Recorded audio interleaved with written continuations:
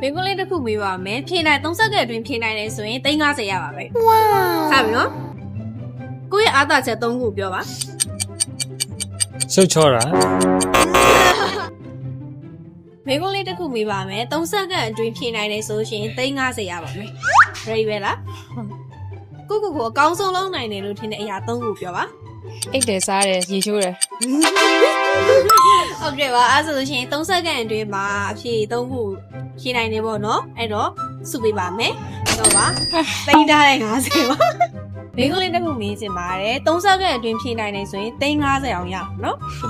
မေးမယ်နော်ဒီအခုလိုဒီဇင်ဘာလပေါ့နော်ခရစ်စမတ်ကာလမှာနားထောင်ဖြစ်တဲ့သချင်း3ပုဒ်ကိုပြောပါရှုံးသွားပါပြီရှုံးလိုက်တော့350မရတော့ပါဘူးရှင်ဒီခုလေးတစ်ခုမေးပါမယ်30စက္ကန့်အတွင်းဖြေနိုင်တယ်ဆိုလို့ရှိရင်350ရပါမယ်ရပြီလား ready နော်အားဆိုရင်ကိုယ့်ရဲ့ခန္ဓာကိုယ်မှာအကြိုက်ဆုံးစိတ်ပိုင်း3ခုပြောပါ မျက်နှာခြေထောက်လက် 30စက္ကန့်အတွင်းဖြေနိုင်တဲ့အတွက်ကြောင့်မလို့350ပေးပါမယ်ဟုတ်ပါ350ပါ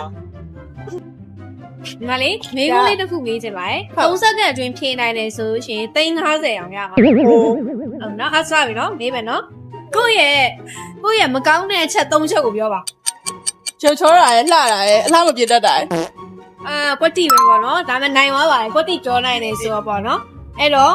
မတို့စုပေးပါမယ်စုက350ပေးမှာဆိုတော့ပယ်နိုင်မှာမလား350ကို ရတယ်လေမနိုင်နိုင်အောင် ဒီကုန်းလေးတစ်ခုမေးပါမယ် ကဲပါဗျ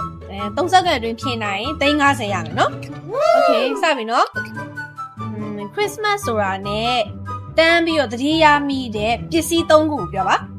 ခရစ်စမတ်အုတ်ထောက်ရယ်ခရစ်စမတ်တစ်ပင်ရယ်လို့ရှင် အလားချိတ်ထား ပါ တယ် ပါပြီ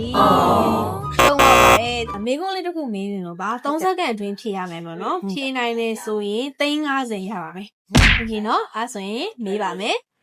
ကိုယ့်ရဲ့အားသာချက်3ခုကိုပြောပါ ရီရတာရဲ့သမင်းစားတာရဲ့ အချိန်ပြည့်သွားပါပြီရှုံးသွားပါတယ် ပိုကောင်းတာကိုစားပါမာရူပီဇာ